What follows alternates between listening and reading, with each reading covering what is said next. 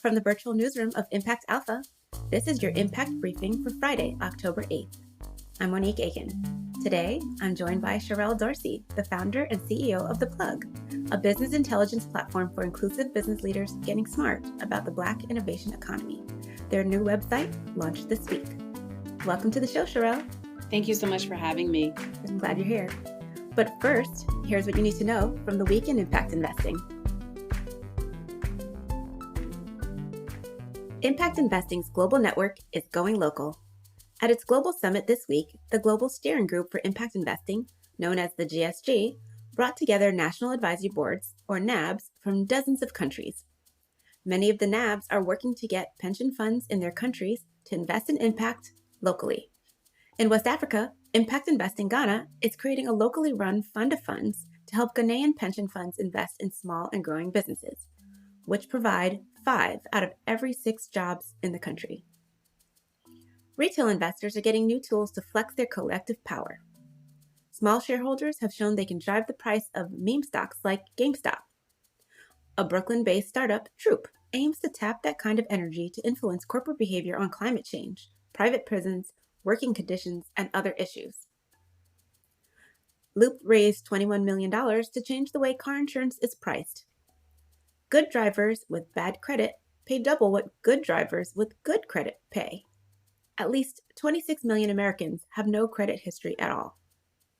Austin-based Loop is ditching demographics, credit scores, income, and education, and instead insuring drivers based on weather conditions, traffic data, and how they drive.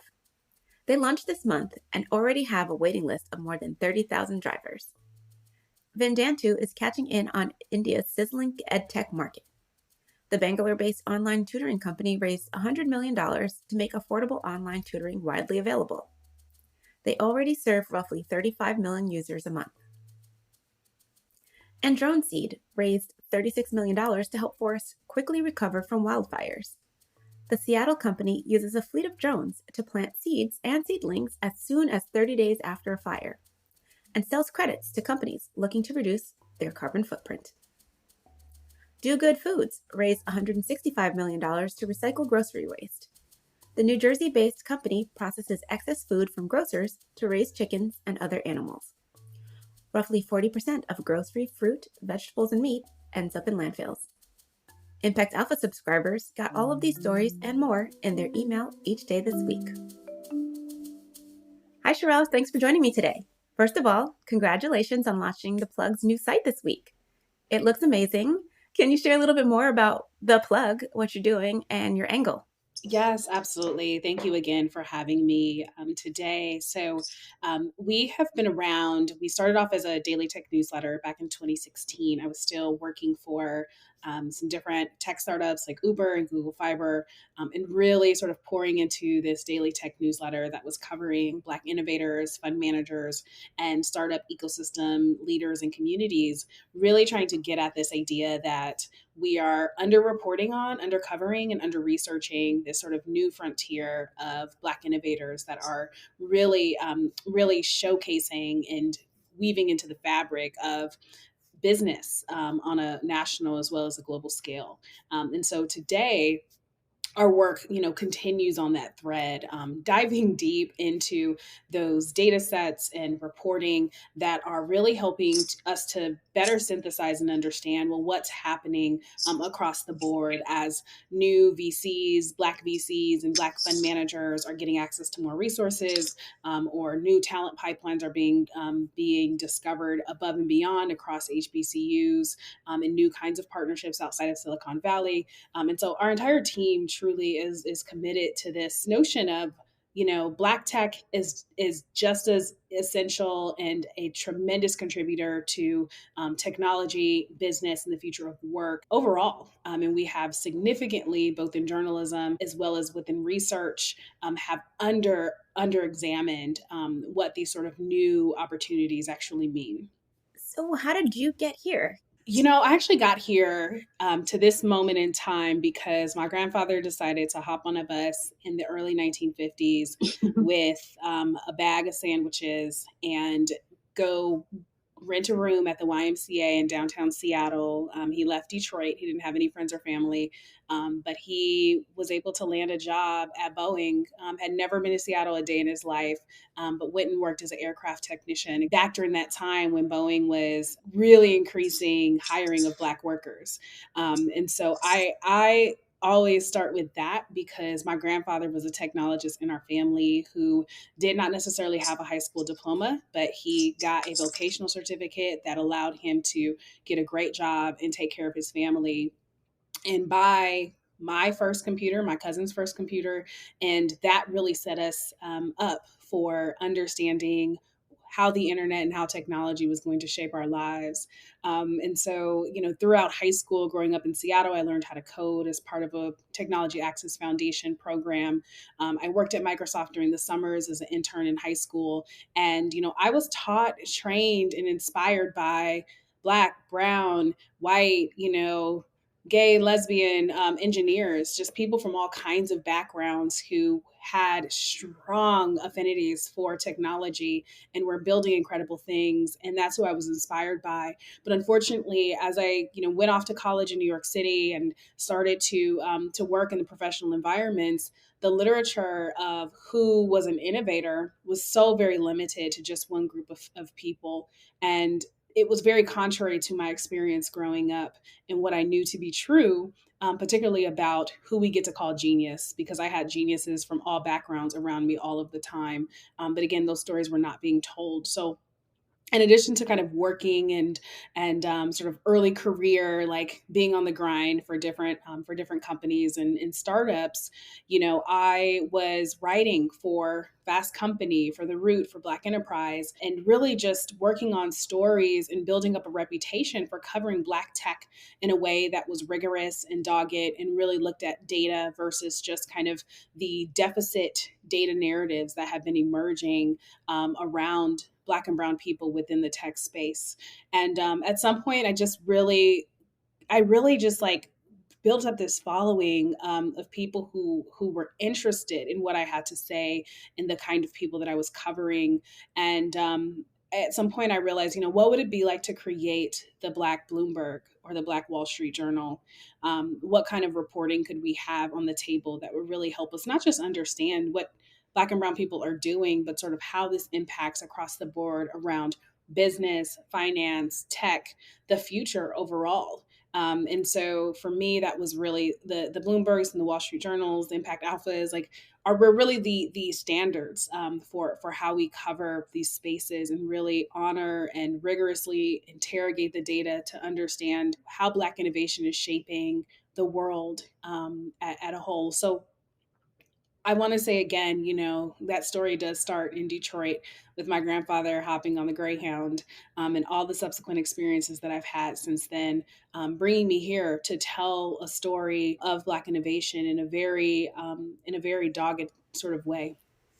It's interesting. We talk about who gets to tell the story often in general case, but we often don't talk about who gets to compile the data and who gets to report on the data as part of real critical information to understand about what stories get told, what data gets compiled, what gets into the algorithm in some ways.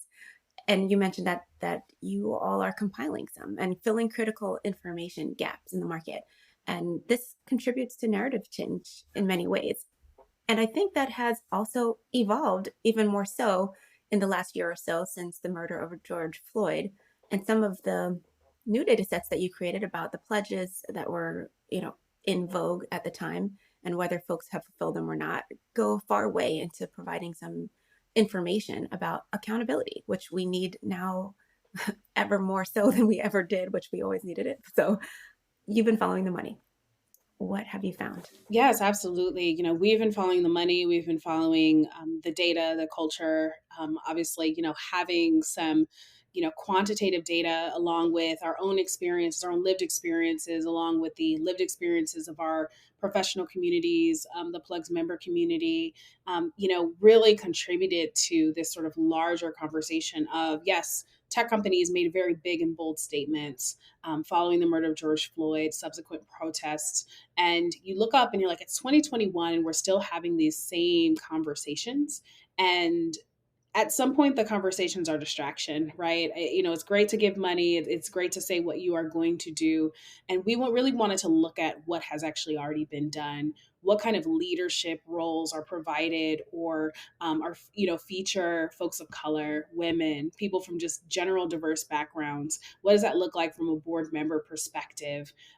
We didn't want to aggrandize tech companies or big business that had made great statements and had done a bit of work. We really wanted to see the work in action. So aggregating the data from DE&I reports along with statements that CEOs were pulling together, creating some visualization around it, for us was just part of the journalistic process.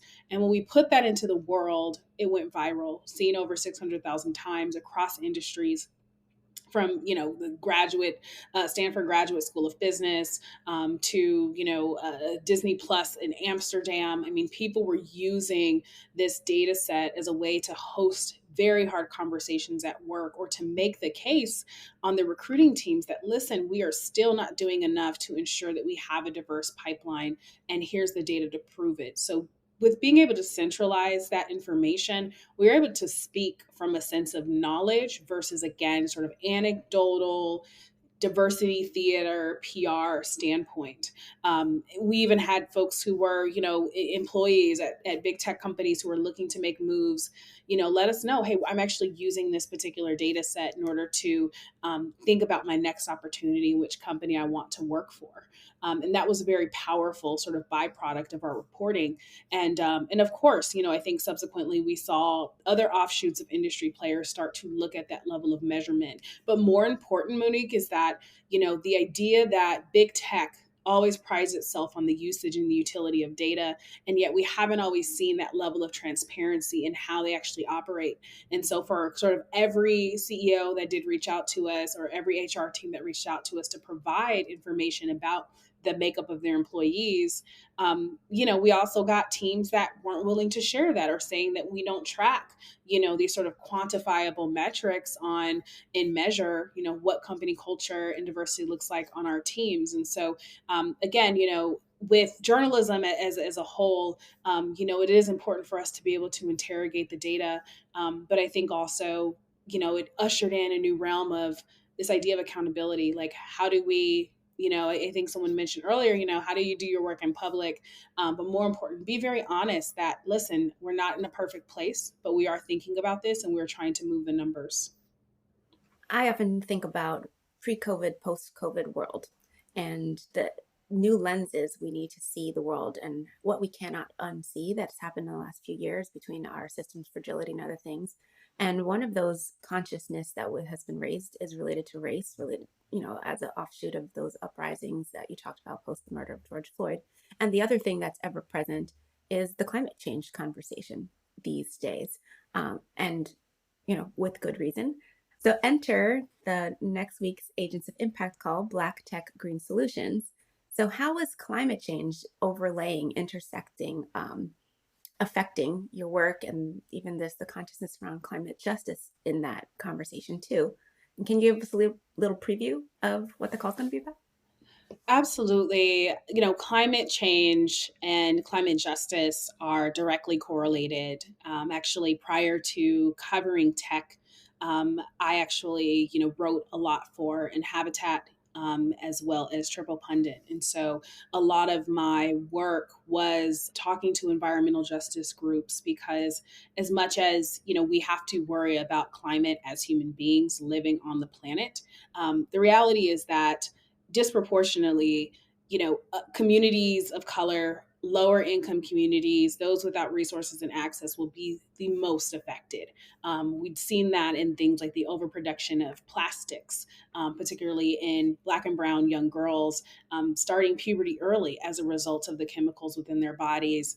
We're seeing that across the board when we think about higher asthma rates in majority Black and Brown communities as well. This is always, environmental justice has always been an ongoing challenge. And when we relate that to entrepreneurship, and we look at the inference and the instances of, Black founders, Black and Brown founders in technology, in food and supply chains, in, renewable energies, we don't see a tremendous swath of people. And so the conversation that we're going to be having for the Agents of Impact conversation is going to be very apropos. The climate solutions being led by and being mitigated through the products, services, and overall like technology that's being built by these individuals is so critical because they understand the urgency of building in a way that maybe other founders do not understand. And now, as we look at the opening of infrastructure dollars, we look at the kind of understanding and the pouring in of resources to things like community renewable energy and green tech. These conversations, like we have to have robustly, and we have to make sure that there is a sense of equity and inclusiveness as well. So that call is really going to help us to deep dive and look at leaders in the space, some of the great opportunities that they're experiencing, but also some of the unique challenges that they're facing as well. Being founders in this space in a very niche area that has not gotten as much attention as it deserves, or enough funding, as much funding as it deserves, but then also throwing on an additional layer of being a minority within the space, and how that impacts their ability to build quickly and also scale. So I'm really excited to really sit down, the Plug and Impact Alpha hosting this discussion with some power players, in the green tech, clean tech space. That sounds awesome. We can't wait. Thank you, Sherrell. Thank you so much. And that's going to do it for your Impact Briefing this week. More all day at impactalpha.com. Thanks to our producer, Isaac Silk. Subscribe to get full access to the site and the daily brief. Right now, we're offering podcast listeners $100 off their first subscription. Go to impactalpha.com/subscribe and use the code briefing100. Thank you for listening. I'm Monique Aiken, Managing Director for TIP, the Investment Integration Project. Make sure to check back for next week's briefing, and until then, take good care.